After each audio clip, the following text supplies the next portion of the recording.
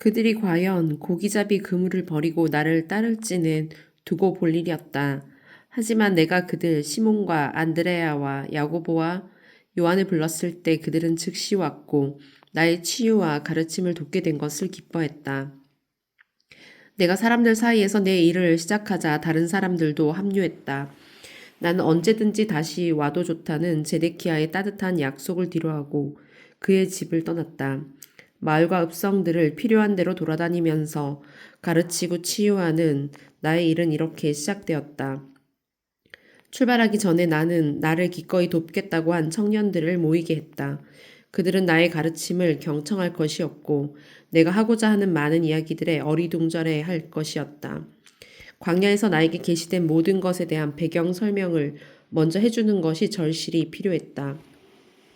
나는 그들에게 내가 전에는 매우 게으르게 살아왔지만 사람들에 대해서는 언제나 깊은 연민을 느껴왔다는 것을 이야기했다. 랍비들이 가르치는 하나님에 내가 등을 돌린 것도 그 같은 연민 때문이었다. 내가 죄를 벌하는 여호와를 전적으로 거부한다고 말했을 때 그들의 얼굴에 의심과 충격의 표정이 번지는 것이 보였다. 나는 죄 없는 순진무구한 아이들이 그토록 많은 고난을 겪어야 한다면 선하신 하나님을 운운하는 것이 어떻게 가능하겠느냐는 나의 의문을 꽤 길게 설명했다. 내가 이야기하는 동안 그들의 표정이 서서히 펴졌다. 나는 계속해서 그들의 표정이 수용으로부터 온전한 동의로 바뀌는 것이 보일 때까지 나의 예전의 의심과 분노를 설파했다. 나는 내가 그들 안에서 이전에는 말로 표현할 용기를 내본 적 없는 의심과 의문을 일깨워 놓았음을 알아차렸다. 함께 이야기하는 동안 나는 그들이 랍비들의 가르침에 대한 자신들의 은밀한 저항감이 더 이상 혼자만의 것이 아니라는 사실을 깨닫고 안도하는 것을 감지할 수 있었다.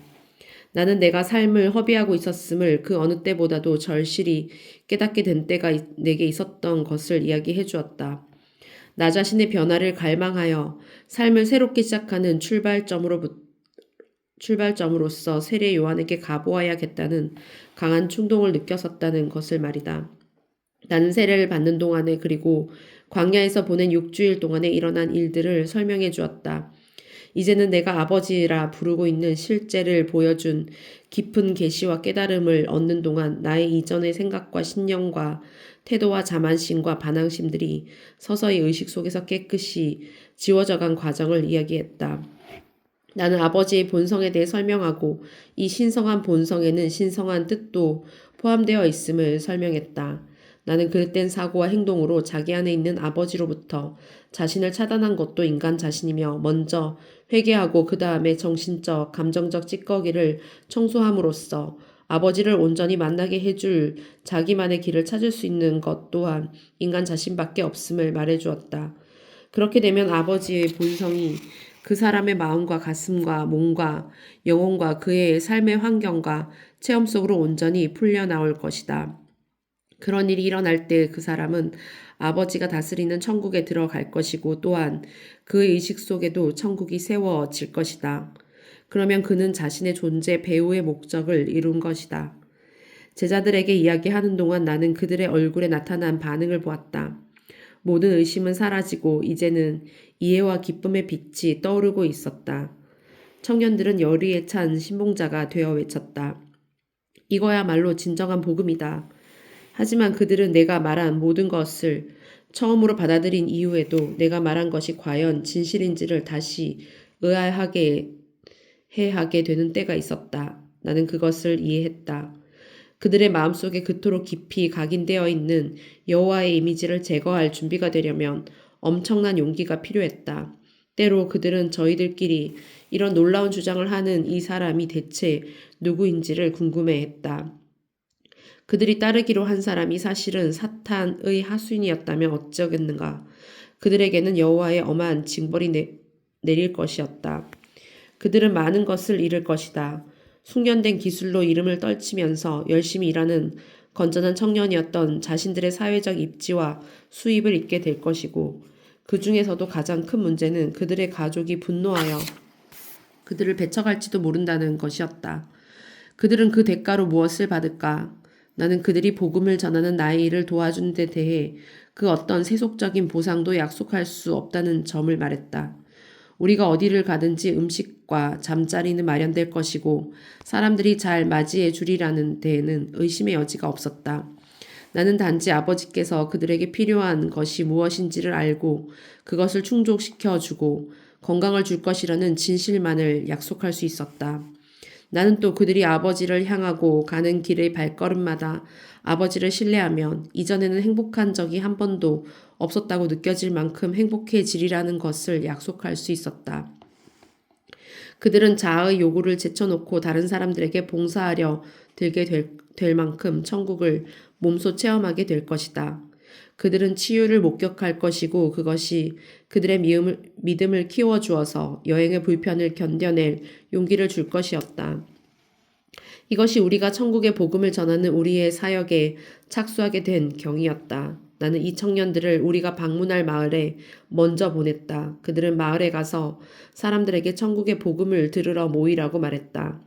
사람들은 놀라서 이야기를 좀 더 듣고 싶어 했지만 제자들은 예수가 도착하면 그 모든 것을 듣게 될 것이고 아픈 이들을 치유해 줄 터이니 친구들과 이웃 사람들을 데리고 오라고만 부추겼다. 많은 이들이 흥분하여 뛰어가서 그 좋은 소식을 알렸고 곧 많은 무리가 모였다. 죄 지은 자들에게는 무자비한 징벌과 저주가 있으리라는 엄포로 위협하는 종교적 훈계에 그토록 깊이 격렬히 반항했던 내가 이제는 이 군중들을 만나러 기쁘게 걸어가고 있었다. 나는 그들의 나날을 환히 밝혀줄 복음을 들려줄 것이었고 병을 치유하여 그들의 삶을 더 기쁘게 만들어줄 것이었다.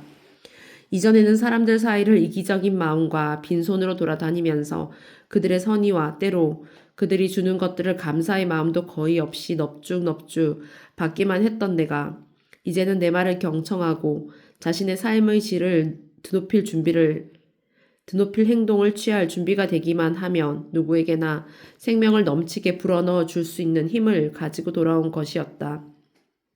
나는 이 페이지를 읽고 있는 너희가 당시의 내 입장과 느낌을 광야에서의 깨달음 이후의 내 의식 상태를 그리고 내가 예수로서 사람들에게 보여준 외적 인격을 온전히 이해하기를 바란다. 그동안 너무나 많은 추측이 난무하여 나는 이제 그 진실을 너희에게 알려주고자 하는 것이다.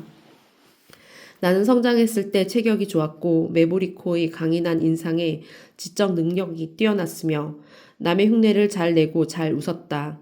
하지만 오는 날의 많은 사람들과 마찬가지로 나는 자신의 세속적인 재능에는 관심을 두지 않았다. 광야로 들어가던 당시 나의 표정이나 태도는 평소보다 반쪽이 되었다고 할 만한 상태였다.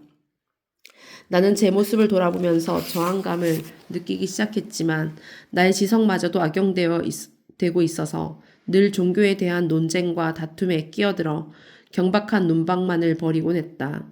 나는 사람들을 웃게 만들었다. 어울려 다니던 남녀들은 나를 좋아했지만 물론 존경은 아니었다. 그래서 내가 나자렛의 회당에서 그들에게 이야기했을 때 나를 알던 사람들은 경악했다. 어머니가 나의 건강이 회복되도록 돌봐주는 동안에 나는 광야에서 얻은 지식과 깨달음을 강력하게 활용했다. 이것이 내가 되게끔 되어 있었던 사람이 되게 한 것이다. 나의 사역을 시작했을 때 나는 내가 창조와 존재 자체의 비밀에 관한 지고의 지식을 지닌 유일한 사람임을 잘 알고 있었다.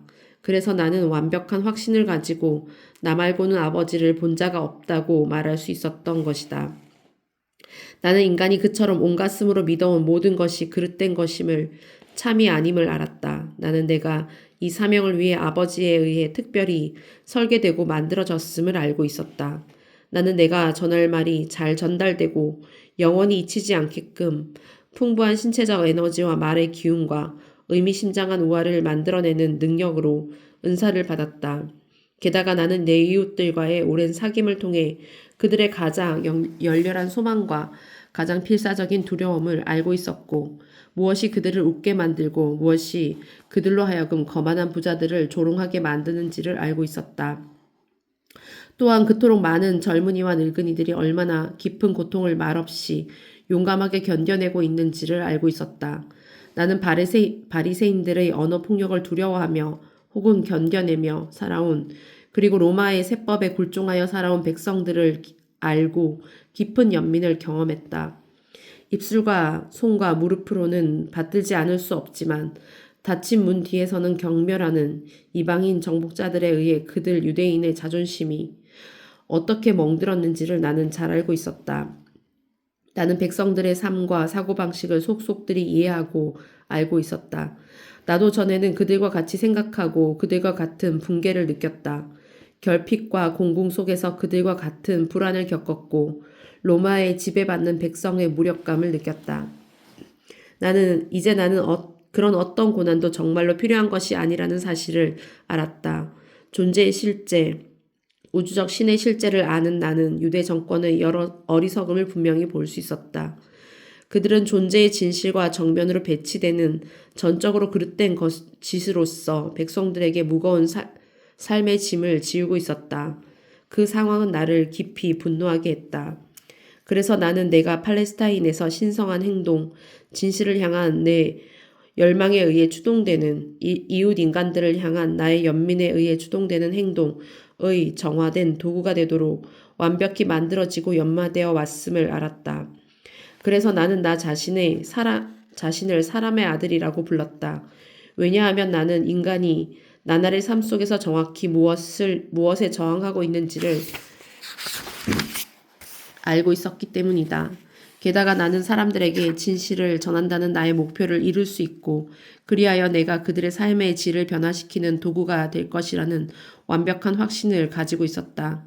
그 때문에 나는 내 사역에 착수하던 때부터 진즉 내가 하고자 하는 모든 일, 알려진 유대 세계를 아래 위로 안팎으로 뒤집어 놓는 것에는 치러야 할 대가가 있을 것임을 알고 있었음에도 불구하고 그것을 직면하여 그 한가운데를 뚫고 나갈 준비가 되어 있었고 그것을 회피할 수가 없었다. 왜냐하면 나는 내 가슴과 내 존재를 관통하여 흐르는 아버지의 사랑으로서 사람들을 사랑했기 때문이다.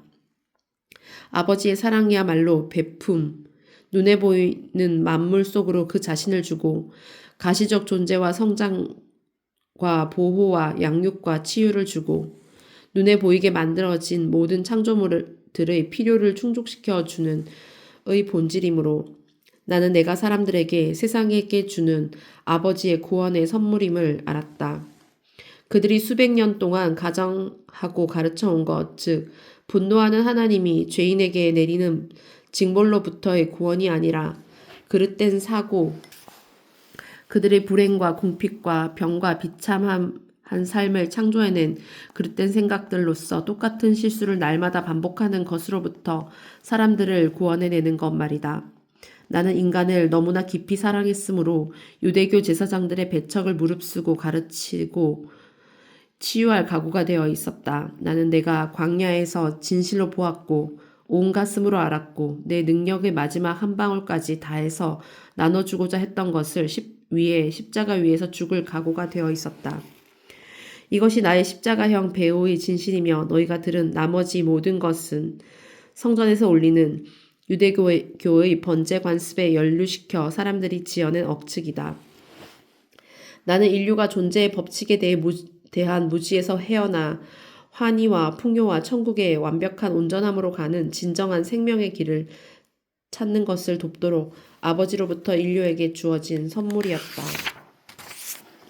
이것이 내가 마음과 가슴 속에 품었던 인식과 열망과 의도와 목표와 생각이었다. 이것이 지상의 예수라는 인물과 그 머릿속에 감춰진 나의 영적 의식 위에 입혀진 지상의 생각과 감정의 틀이었다. 나로 하여금 사람들에게 내가 온전히 믿었던 것, 그들의 고통스러운 삶을 창조해내고 있는 그들 자신의 눈먼 생각과 느낌으로부터의 영원한 구원을 전해주기 위한 3년의 여정에 나서지 않을 수 없게 만든 것은 위와 같은 생각과 느낌 속으로 흘러든 나의 영적 의식이었다. 나에게 주어지고 이해된 모든 것을 사람들에게 보여줄 수만 있다면 그들 또한 과거의 어리석음을 깨닫고 자신의 사고방식을 바꾸어 천국으로 가는 생명의 길에 발을 들여놓게 될 것임을 나는 진정으로 믿었다. 이를 위해서라면 나는 내 생명도 기꺼이 내놓을 각오가 되어 있었다. 나의 사역에 대해 유대교 스승들이 가한 그릇된 해석 때문에 나의 진정한 메시지는 왜곡되어 인정되지 못했다. 그래서 이 편지의 목적은 내가 팔레스타인의 대중에게 실제로 말했던 진실을 이 새로운 시대의 사람들에게 전하는 것이다. 그러니 나의 말을 경청했던 이들 사이에서 결실을 맺고 내 제자들의 마음속에 오래 각인을 남겼던 한 특별한 날의 이야기로 돌아가 보자. 그것은 나에게도 특별히 의미 깊은 날이었다. 나는 밀려드는 사람들로부터 벗어나 잠시 짬을 내어 내 안에 아버지와 더 깊고 강한 연결을 맺음으로써 나의 영적 에너지를 충전시키기 위해 기도와 명상을 하러 산으로 갔다. 군중 속에서 바쁘게 일할 때는 내 의식 속에서 이 연결감이 급속히 떨어져서 나는 금방 진이 빠져버리곤 했다. 그 지역에 머무는 동안 내가 이용했던 동굴에 도착하자 나는 바위 밑에 감춰뒀던 집요를 꺼내어 깔고 그 위에 누워 잠을 청했다. 그러나 잠이 드는 대신 나는 이내 신성한 생명 곧 아버지가 내 안으로 흘러드는 것을 느꼈고 내 몸이 모든 존재의 창조적 근원인 권능으로 충전되자 피로감은 사라져버렸다. 의식 속에서 나는 황금색 빛 속으로 올려졌고 그 속을 상승하는 중에 그 빛은 갑자기 지순한 흰빛으로 변했다. 그리고 의식 속에서 나는 내가 이제 인간의 마음이 상상할 수 없는 영원하고 우주적이고 무한한 차원의 평형 상태의 문턱에 서 있음을 깨달았다. 나는 그 빛을 관찰할 뿐 빛에 속하지 않았고 내 안에 그 빛이 강력히 있지도 않았다. 이야말로 공의 차원인 하나님, 무형상의 우주적 평형 상태였기 때문이다. 그러나 그것은 나와 소통했고 그 이글거리는 사랑으로 나를 가득 채웠다. 그것은 만유를 다스리는 창조하고 완성하고 치유하는 작용, 사랑임이 내 안에서 다시금 각인되었다. 물이 흘러들어서 호수를 채우듯이 결핍이 있는 곳에는 어디든지 결국은 충족이 있게 될 것임을 나는 알았다.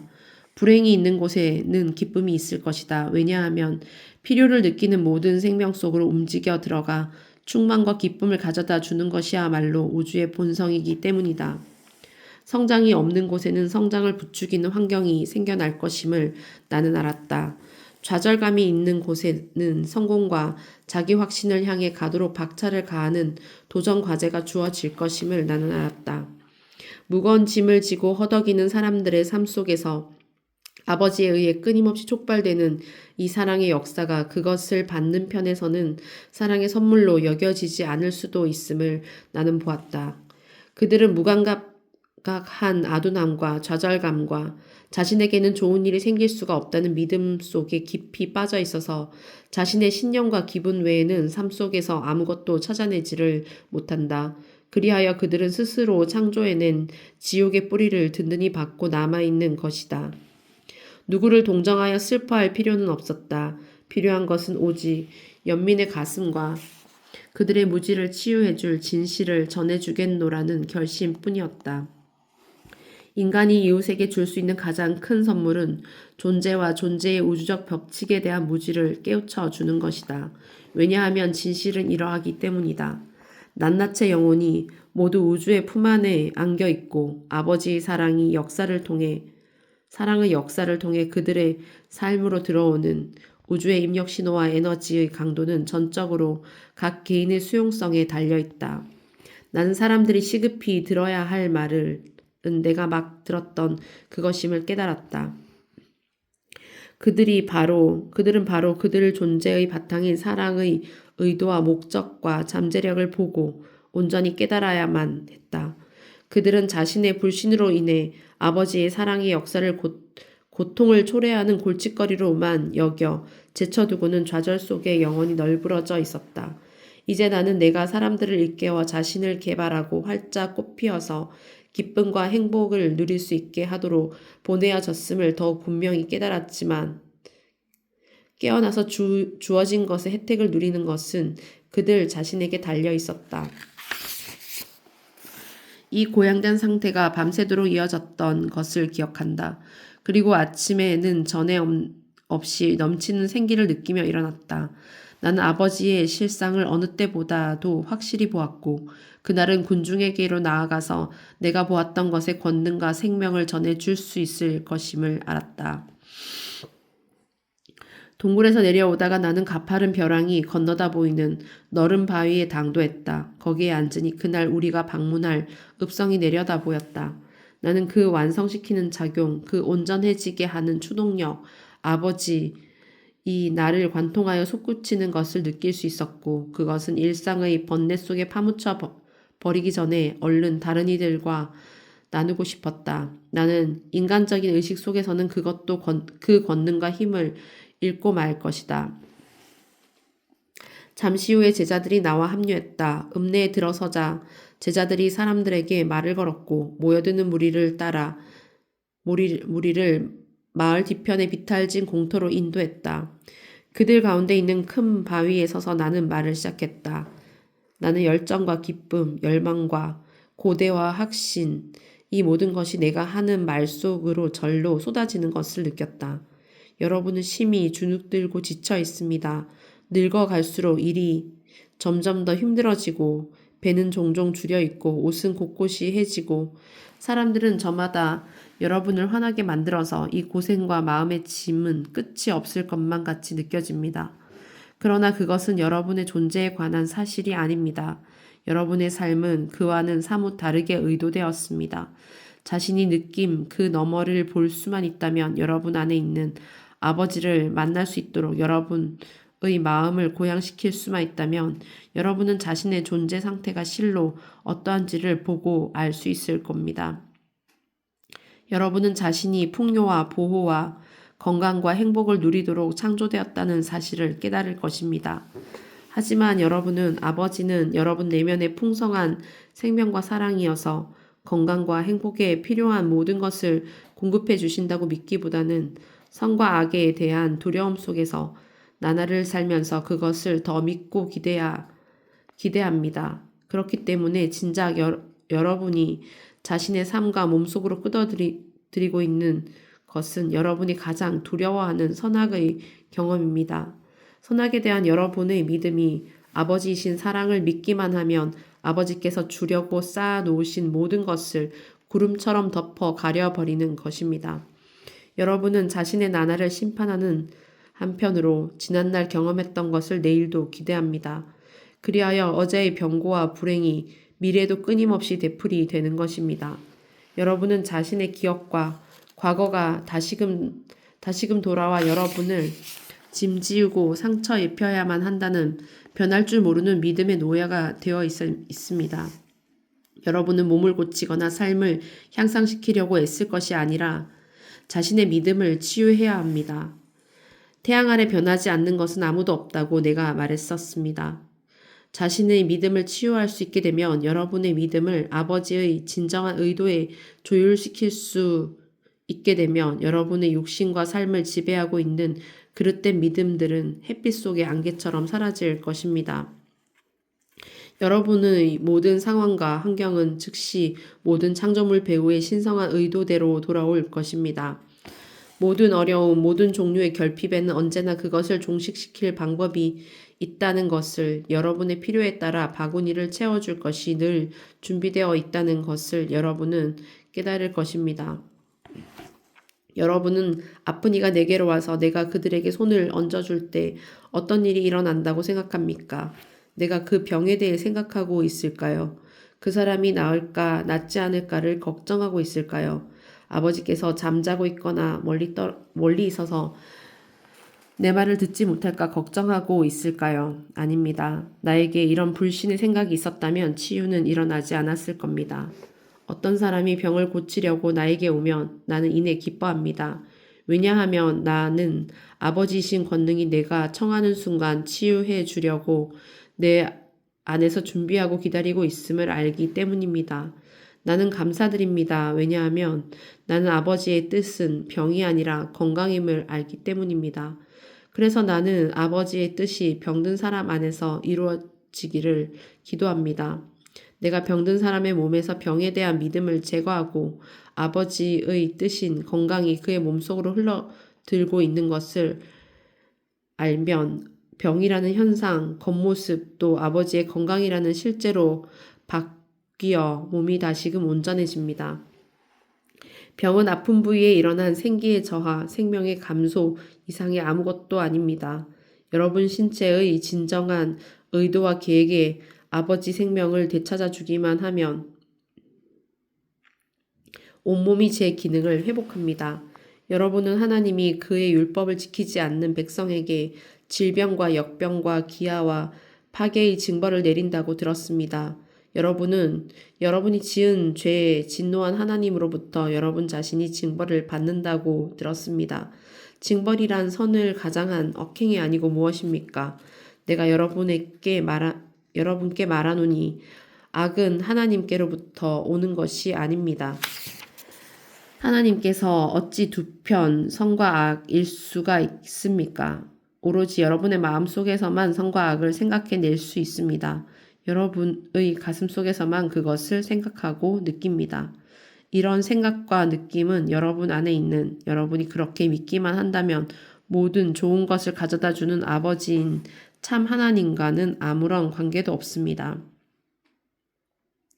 여러분에게 병을 가져오는 것은 선과 악에 대한 여러분의 믿음, 그리고 여러분 가슴 속의 선과 악입니다.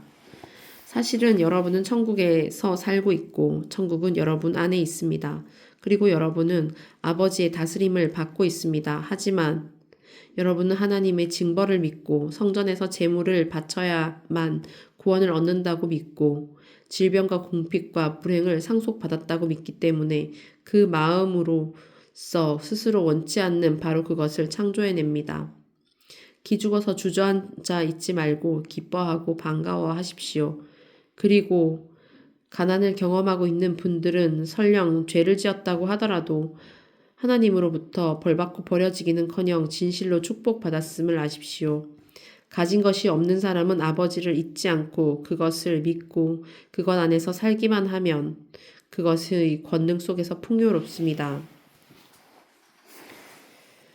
배가 부르며 몸의 안락의 맛을 알고 마음이 편해져서 당장 아버지께서 나서서 필요를 충족시켜 주기를 바라는 마음이 없어집니다. 자신의 생각과 손으로 자신의 필요를 쉽게 충족시키고 있다고 믿음으로 그런 여러분이 하나님을 거론할 때는 오직 다른 이들에게서 들은 말밖에 하지 못합니다. 자신은 하나님을 직접 체험해 보지 못했기 때문입니다. 부자들을 생각해 보십시오. 그들은 자신의 재산 속에 파묻히고 얽매여서 꼼짝달싹 못합니다. 그들은 자기 안에 아버지의 권능에 대해서는 아무것도 알지 못한 채 잠만 깨면 자기 일에 바쁩니다.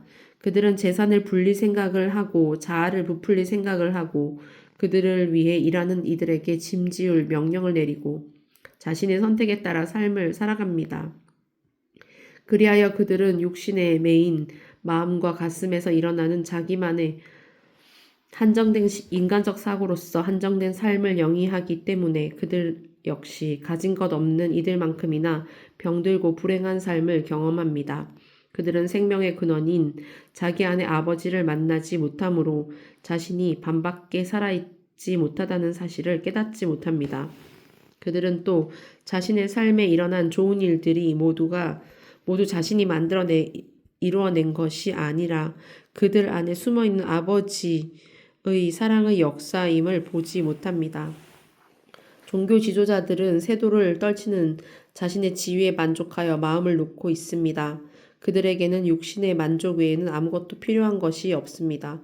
그들은 신을 직접 알지 못하기 때문에 수천 년 전의 성자들이 한 말을 성경에서 읽고 그것이 의미한다고 생각되는 것을 사람들에게 되뇌어 줄 수밖에 없습니다. 하지만 그들이 하는 말은 모두가 무엇을 먹고 무엇을 마실까, 무엇을 입어서 사람들에게 인상을 심어줄까 하는 기대에 파묻힌 안락한 삶의 감옥에 갇혀있는 그들의 작은 마음에서 나온 것입니다. 그들은 그 옛날 선지자들이 한 말들을 잊게 한 계시적 영감에 대해서는 아무것도 알지 못합니다. 그들은 또한 그 말들이 시대가 변한 지금에 와서 정말 들어야 할 필요가 있는 것인지 어떤지도 알지 못합니다. 부자와 종교 지도자들은 세도를 누리면서 전통과 관습 속에서 영원히 안전하게 지켜지리라고 생각하는 그 모든 것을 놓으려고 하지 않습니다. 그 어떤 일탈도 그들의 신념의 바탕을 따라서 그들의 삶을 흔들어 놓을 것이므로 그들은 아버지의 권능이 흘러 들어오지 못하도록 정신적 방어벽을 칩니다. 세상에 위안이 없는 여러분과 마찬가지로 그들 또한 병들고 그들 나름의 불행을 맛봅니다. 삶에서 가진 것 없는 여러분이나 모든 것을 가진 이들이나 서로 다를 것이 없습니다. 부자나 가난한 이나 모두가 똑같이 병들고 원수지고 외로워질 수 있기 때문입니다. 하지만 건강이든 행복이든 좋은 이웃이든 자신이 택한 삶에서의 성취이든 종교 지도자나 부자가 감히 바랄 수 있는 것보다 훨씬 크게 얻을 수 있는 여러분의 가능성은 엄청납니다. 그리고 그것이 이루어졌을 때 여러분은 그러한 기회와 능력과 영감은 모두가 여러분 안에 계신 아버지로부터 온 것임을 알게 될 것입니다. 왜냐하면 찬장에는 먹을 음식이, 옷장에는 입을 옷이 충분하도록 아이들이 편안하고 행복하고 편안한 삶을 살도록 여러분의 모든 능력을 발휘할 수 있도록 도와달라고 여러분 안에 아버지께 빌지 않았다면 그런 일이 이룰 수 없었다는 것을 여러분은 깨닫게 될 것이기 때문입니다. 구하기만 하면 그리고 모든 피조물들에게 풍성히 창조하여 공급해 주는 것이 아버지의 본성임을 믿고 알기만 그리고 늘 기억하기만 하면 이 모든 것을 아버지께서 여러분을 위해 해주실 것입니다. 자식이 필요로 하는 것을 여러분이 일부러 빼앗지 않듯이 아버지도 여러분이 행복하게 살기 위해 필요한 어떤 것도 일부러 빼앗는 일은 결코 없을 것입니다. 여러분이 가난하다면 그것은 여러분이 아버지의 본성을 아직 이해하지 못했고 여러분의 필요를 충족시키기 위해서는 아버지와 함께 일해야 한다는 것을 알지도 못했기 때문입니다. 자신을 돕기 위해서는 자신에게 주어진 신성한 기회를 즉석에서 붙잡아야만 합니다. 여러분이 슬퍼할 때 그 슬픔을 아버지께서 아신다는 것을 보여주어서 여러분이 그것을 보고 믿게 해줄 수 있었으면 좋겠습니다. 여러분이 아버지께로 향하며 여러분 내면의 아버지신 사랑이 하는 일을 보기만 한다면 그 슬픔은 이내 기쁨으로 바뀔 것입니다. 여러분은 상상도 못했던 위로를 받을 것입니다. 굶주리고 목마를 때 여러분은 얼마나 축복받은 것인지 모릅니다. 왜냐하면 여러분의 필요가 아버지께 알려지기 때문입니다. 비탄하기를 그치고 얻을 것을 믿고 아버지께 기도하여 구하기만 하면 그 필요는 충족될 것입니다. 여러분은 도대체 어떻게 먹을 것과 입을 것을 얻으려면 먼저 성전에 가서 아버지의 살아있는 창조물을 번제 제물로 바쳐 자신의 죗값을 갚아야만 한다고 믿을 수가 있습니까? 여러분 자신이 삶을 즐기도록 창조되었듯이 여러분이 태우는 생명들도 삶을 즐기도록 창조되었다는 것을 모르겠습니까? 여러분이 그런 것과 마찬가지로 그들도 하나의 축복으로서 창조되었고 이 땅 위에서 살도록 축복받았습니다. 이것이 창조계 속에 드러나 있는 아버지신 사랑의 본성입니다. 여러분이 진정으로 믿는 것이 곧 여러분이 얻는 것임을 기억한다면 성전에서 산 제물을 바치는 유대교의 신앙이 불행밖에는 가져올 것이 없다는 것을 깨닫지 못하겠습니까? 징벌을 믿는다면 여러분이 얻게 되는 것도 곧 징벌입니다. 죽임과 파괴가 하나님께 이르는 올바른 길이라고 믿는다면 여러분이 경험할 것도 곧 그것, 죽임과 파괴입니다.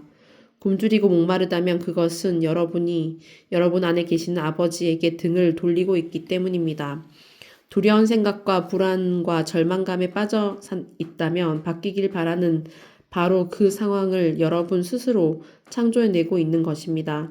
여러분은 이 모든 나쁜 일을 스스로 자신에게 저지르고 있습니다.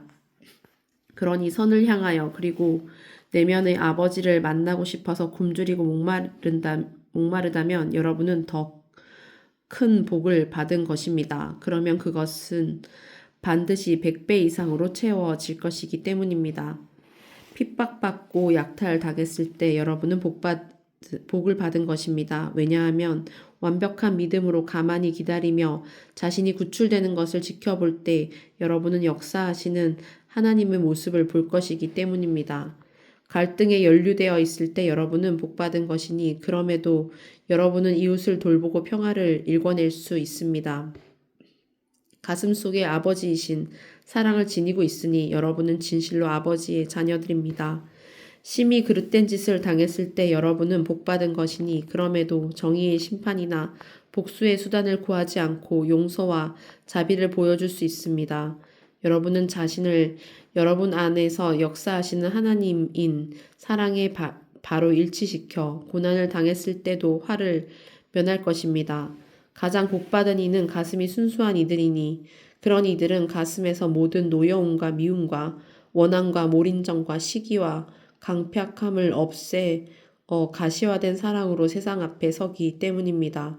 그들은 하나님이라 불리는 실제를 알게 될 것이고 그 실제는 곧 그들 안에 계신 아버지임을 알게 될 것입니다. 여러분이 이 위대한 진실을 깨닫도록 내가 어찌하면 도울 수 있겠습니까? 여러분이 천국 하나님 나라의 실상을 볼 수 있도록 내가 어찌하면 도울 수 있겠습니까? 하늘을 쳐다볼 필요는 없습니다. 왜냐하면 여러분의 믿음을 확실히 보강해 줄 아버지의 역사를 볼 곳은 그곳이 아니기 때문입니다. 오랜 세월 동안 사람들은 바로 이 대목에서 주의를 상상과 꿈속에서 본 것으로 돌려서 존재하지도 않는 여호와를 스스로 지어내는 크나큰 실수를 저질러 왔습니다. 저 위 하늘에서는 어디서도 아버지를 찾을 수가 없습니다. 아버지는 어떤 특별한 곳에 계시는 것이 아니라 여러분 주위의 모든 곳에, 모든 것 속에 계십니다. 여러분은 아버지의 놀라운 역사를 볼 수 있습니다. 밀, 풀, 꽃, 나무, 새, 그리고 모든 살아있는 것들이 자라고 있는 것을 살펴보십시오.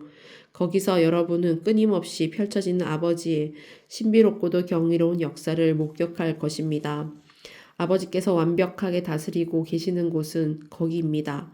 거기에는 완벽한 법칙과 질서와 성장과 발전이 있고 그리하여 결국에는 인간과 짐승과 새들을 모두 축복하는 결실이 맺히는 것을 볼 수 있습니다. 사람이 밭을 간 후에 씨를 뿌리고 그 위에 흙을 덮어주는 것을 생각해 보십시오. 그는 연장을 챙겨 들고 집으로 나갑니다. 그는 비만 충분히 내려주면 그와 자식들을 먹여 살릴 양식이 생기리라는 것을 알고 흡족해 합니다. 잠자고 깨고 하는 여러 날 동안 그는 아무 일도 안 하고 지내지만 다시 밭에 나가보면 새싹이 흙을 뚫고 올라온 것을 발견할 것입니다. 나중에 와서 보면 줄기와 잎이 자란 것을 발견하고 또 나중에 와서 보면 열매가 달리고 그러다가 어느 날은 곡식이 살찌고 누렇게 익어서 드디어 수확할 때가 된 것을 발견할 것입니다. 하지만 이 모든 성장은 그의 도움이 없이 일어났습니다. 미랄은 그가 설명할 수 없는 놀라운 과정을 통해 자랐습니다. 이것이 마법인가요? 아닙니다. 그것은 아버지 곧 권능, 사랑 넘치는 지성의 역사입니다. 그것은 우주에 가득하여 만물을 통해 호흡하고 펼쳐지는 역사 속에 영의 숨을 불어넣어 줍니다. 그것은 우주의 지성적 생명인 아버지의 작용입니다.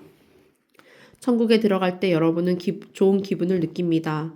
행복하고 기쁜 느낌을 느낍니다.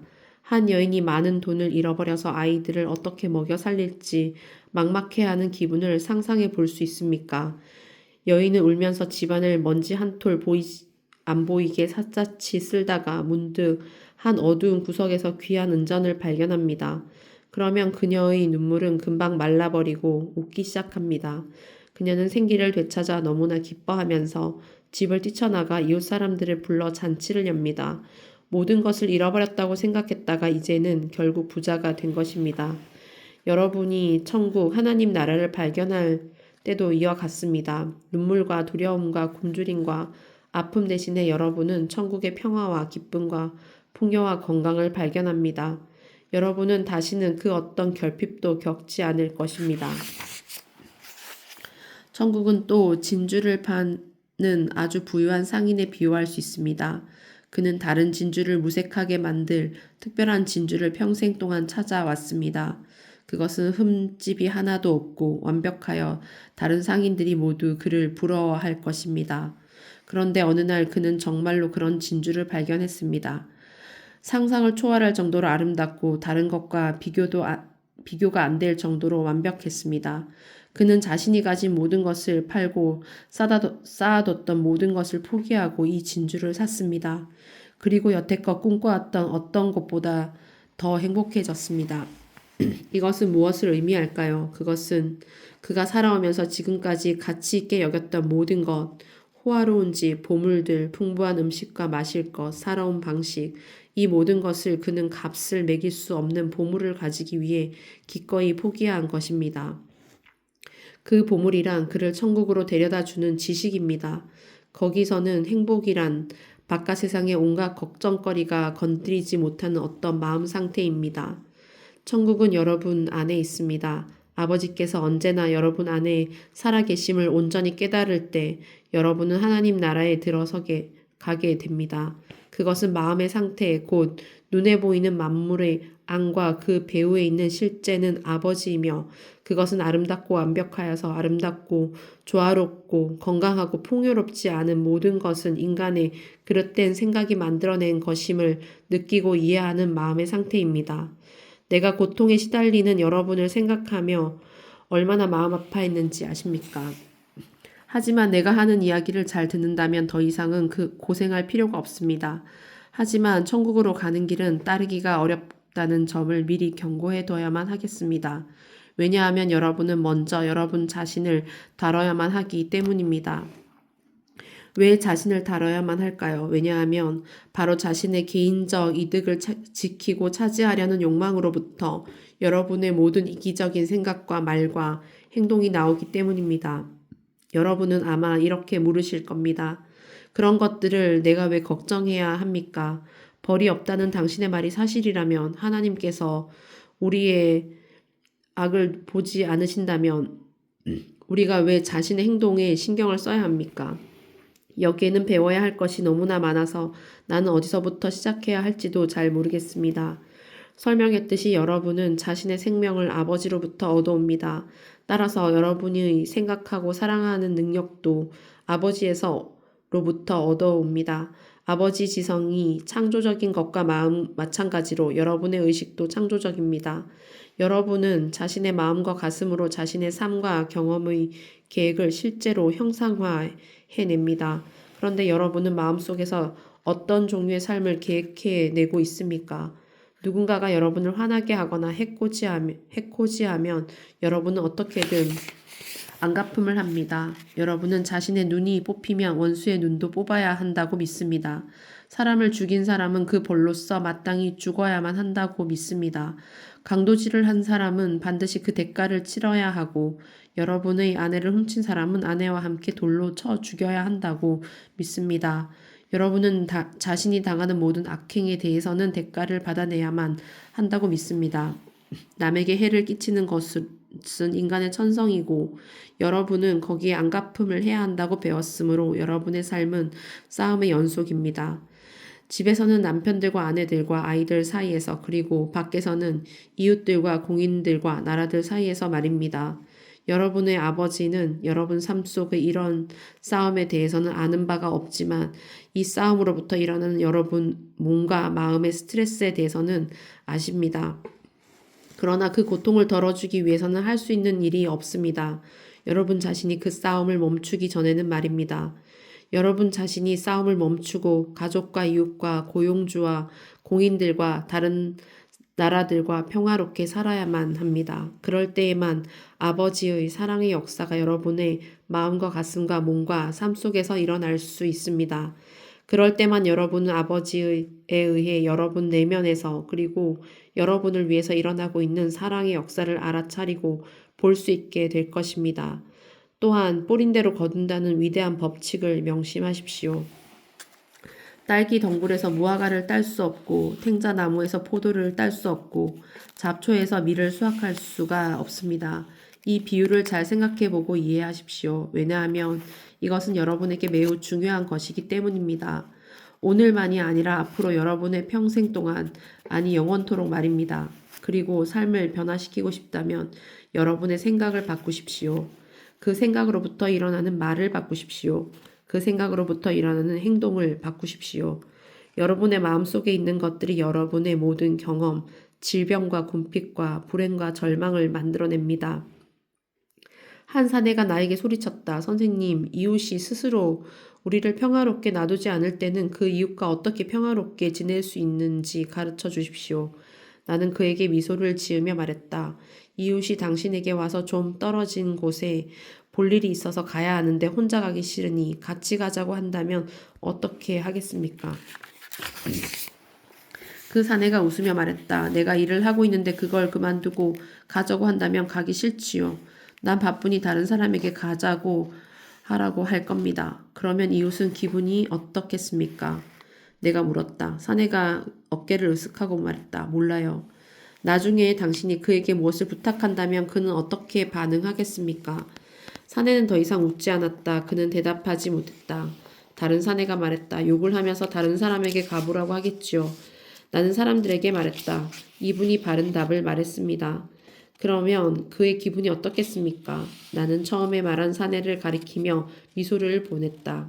한 여인이 사람들의 웃음소리 너머로 외쳤다. 그는 만나는 사람들한테 이웃 사람이 정말 이기적이고 형편없다고 떠벌리며 다닐 겁니다. 어떤 식으로든 그를 해치고 싶을지도 모르지요. 그 말에 사람들이 옳다며 떠들어댔다. 내가 고개를 끄덕이며 말했다. 예. 그는 전에 이웃이 멀지도 않은 곳에 함께 가자고 했을 때 자기가 거절했던 사실은 잊어버렸을 겁니다. 그는 뿌린 대로 거둔다는 법칙이 바로 자신의 삶 속에서 작용하고 있다는 것을 깨닫지 못할 겁니다. 함께 가자는 이웃의 청을 거절했을 때 그는 이 법칙의 작용을 촉발시켰고 이제 그는 이웃의 그 같은 태도와 반응을 수확하고 있는 것입니다. 자기가 스스로 만들어낸 상황에 대해 화를 내봤자 무슨 소용이 있겠습니까? 사람들은 웃으면서 서로 마주보고 고개를 끄덕였다. 인간의 행태에 관한 그런 식의 지식을 여태껏 들어본 적이 없었는데 여기에 완전히 새로운 가르침이 있는 것이다. 내가 그들에게 말했다. 여러분께 충고하노니 여러분의 이웃이 여러분께 와서 어디 함께 가자고 하든 무엇을 부탁하든 간에 여러분 자신에게 그런 부탁거리가 생겼을 때는 이웃이 어떻게 해주기를 바라는지를 먼저 생각해 보십시오. 여러분의 부탁에 그가 어떻게 반응해주면 좋겠습니까? 군중들 사이에서 웅성거리는 소리가 퍼졌고 나는 그들이 나의 말을 이해했음을 알 수 있었다. 실제로 이웃이 심리를 함께 가달라고 한다면 기껍고 편한 마음으로 그렇게 하십시오. 그리고 필요하다면 이 심리도 함께 가줄 각오를 하십시오. 사람들의 부탁을 거절할 때 스스로는 깨닫지 못하겠지만 여러분은 원하지 않는 일을 해야 하는 상황으로부터 자신을 지키기 위해 몸과 마음을 단단히 긴장시킵니다. 여러분이 몸과 마음을 단단히 조이면 아버지도 단단히 조여져서 여러분 안에서 사랑의 역사를 행할 수가 없게 됩니다. 그리고 바로 이 조임으로부터 병이 생겨납니다. 또 여러분은 정말로 도움이 필요한 춥고 불쌍한 사람들을 만날 수도 있습니다. 그가 당신에게 옷을 벗어달라고 할지도 모릅니다. 그를 노려보고 지나치지 마십시오. 일부 사람들은 웃었다. 그들은 자신이 그렇게 할 것임을 알고 있었다. 그러지 말고 여러분의 옷을 벗어주십시오. 그가 정말 추워한다면 외투까지 벗어주십시오. 그리고 기쁘게 가던 길을 가십시오. 기쁘게요. 한 목소리가 믿을 수 없다는 듯이 물었다. 나는 웃으면서 말했다. 그렇습니다, 친구. 기쁘게요. 첫째로는 당신이 그에게 줄 수 있는 옷과 외투를 가지고 있었기 때문이고 그 다음엔 이제 당신에게는 옷과 외투가 없어서 곧 당신 안에 아버지께서 모종의 놀라운 방식으로 옷과 외투를 돌려주실 것임을 깨닫기 때문에 기쁜 것입니다. 하지만 당신이 그에게 옷과 외투를 주고 걸어가면서 내가 왜 그랬지? 난 바보야. 이제 내가 대신 춥게 생겼잖아. 나는 걸칠 것도 없으면서 그에게 옷을 다 줘버렸다고 사람들이 날 조롱할 텐데 게다가 집에 가면 마누라가 뭐라고 할까? 이렇게 중얼거린다면 사람들은 고개를 끄덕이고 웃으면서 남에게 옷을 벗어주고는 자신이 얼마나 몹쓸 짓을 했는지를 후회하는 사내의 모습을 상상하며 재미있어 했다. 나는 그들이 실제로 종종 남을 돕느라고 자신을 헐벗게 만들고서는 지나고 나서야 자신의 해품을 후회하곤 한다는 것을 알고 있었다. 나는 잠시 기다렸다가 그들의 주의를 모으기 위해서 큰 소리로 외쳤다. 하지만 제가 뿌린 대로 거둔다고 말하지 않았습니까? 여러분의 생각과 말과 행동이 미래의 상황과 환경을 만들어낸다면 않았고 분명히 말하지 않았습니까? 그렇다면 낯선 사람에게 옷과 외투를 벗어준 다음에 무엇을 뿌려서 거두고 싶습니까? 여러분이 준 것이 여러분에게 돌아오기를 바랍니까? 아니면 오래도록 옷이 없이 살고 싶습니까? 옷을 벗어준 것에 대해 줄곧 화만 내고 있으면 일어날 일이 바로 그것이니까 말입니다. 여러분의 그런 말과 행동은 옷과 외투를 벗어줌으로써 스스로 야기한 궁핍한 상태를 바위처럼 단단히 굳어지게 할 것입니다. 사람들은 더 이상 웃지 않았다. 그들은 입을 다물고 조용히 귀를 기울였다. 명심하십시오. 먼저 이웃이 여러분에게 해주길 바라는 대로 이웃에게 베푸십시오. 그러면 여러분의 마음과 가슴에 평화와 만족이 있게 될 것이고, 그러면 아버지께서 여러분의 몸과 마음과 가슴 속에서 그 사랑의 역사를 행하실 수 있게 됩니다. 주고 또 넉넉히 주십시오. 그리고 없는 사람에게 베풀 것이 있다는 사실에 기뻐하십시오. 행복한 가슴으로 주십시오. 여러분 삶에 결핍된 곳에는 아버지께서 여러분 안에서 그리고 여러분을 위해서 그 사랑의 역사를 넉넉히 베푸실 것임을 알고 믿는 가운데 주십시오. 무거운 가슴으로는 아무것도 하지 마십시오. 왜냐하면 여러분은 그 무거운 가슴을 계속 안고 있게 될 것이기 때문입니다. 모든 것을 기쁜 마음으로 주십시오. 여러분 삶 속의 모든 것이 기쁨과 영적 통찰만을 가져다 줄 수 있도록 말입니다. 한 사내가 대꾸했다. 그건 인간의 천성을 거스르는 일입니다. 미래를 걱정하는 건 자연스러운 일이잖아요. 옷은 비싸고 양식을 구하기는 쉽지 않습니다. 산다는 건 끝없는 몸부림이라고요. 나는 목소리를 높여서 대답했다. 그가 무리의 대부분이 생각하고 있는 것을 대변한 것일 뿐임을 알았기 때문이다.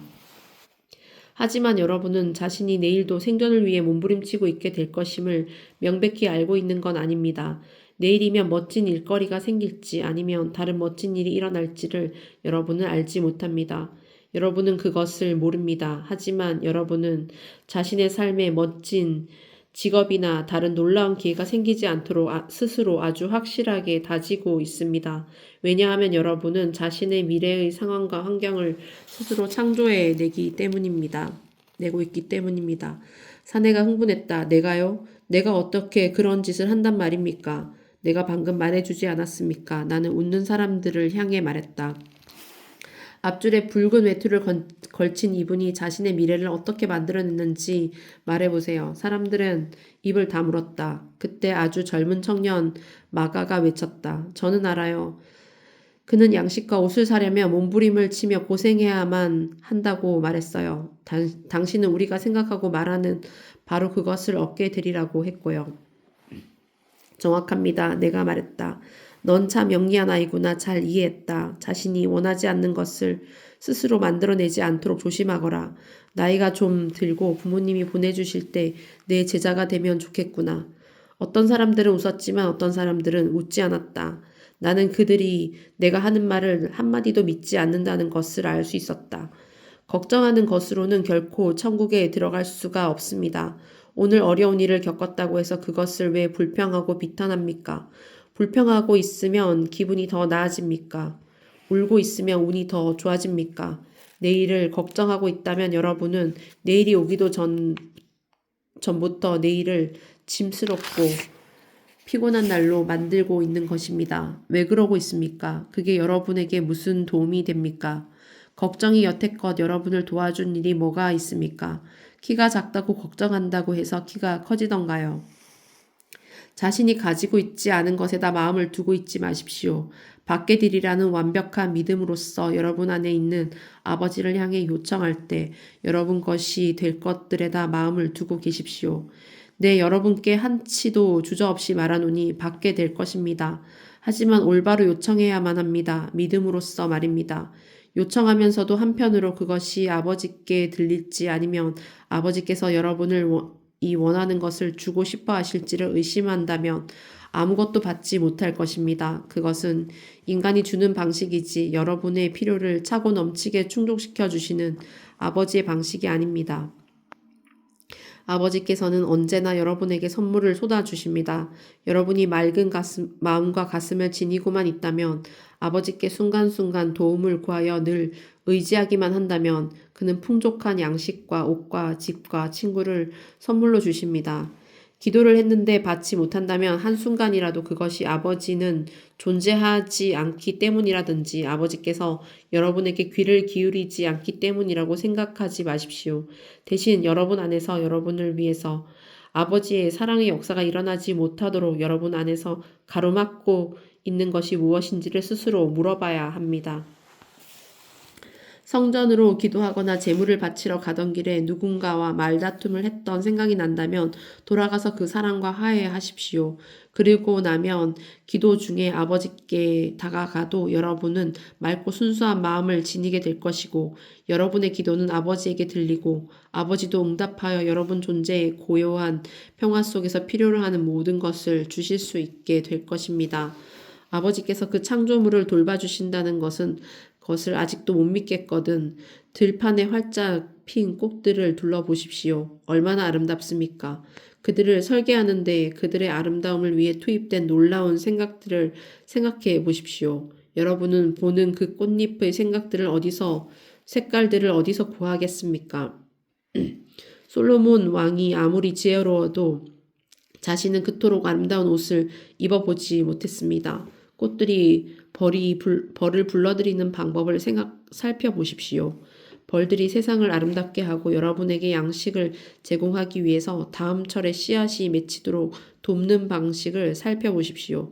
여러분 주변의 세계가 그토록 놀라운 방식으로 계획되고 설계되고 보살핌을 받을진데 여러분은 왜 아버지를 신뢰하고 믿지 못합니까? 하지만 명심하십시오. 이 살아있는 식물들과 나무들은 인간과는 달리 자신이 헐벗고 굶주린다고 생각하면서 자신의 운명을 불평할 줄을 모릅니다. 그러므로 그들은 아버지께서 그들 안에서 하는 일을 헛수고로 만들지 않습니다. 여러분의 궁핍이 그리고 병이 날마다 끊이지 않게 만드는 것은 바로 여러분 자신의 불평과 비방과 보복심과 서로에 대한 공격과 부족에 대한 끊임없는 불평, 불만입니다. 나는 병이 있는 분들에게 치유를 준비시키기 위해서 이 모든 말을 해드렸습니다. 치유가 일어날 날이라는 것을 온 가슴으로 믿지 않으면 치유받을 수가 없습니다. 몸의 병은 나쁜 성정, 원한, 분노, 증오 같은 마음의 병에서 온다는 사실을 잊지 마십시오. 아버지 사랑이 모든 건강의 근원입니다.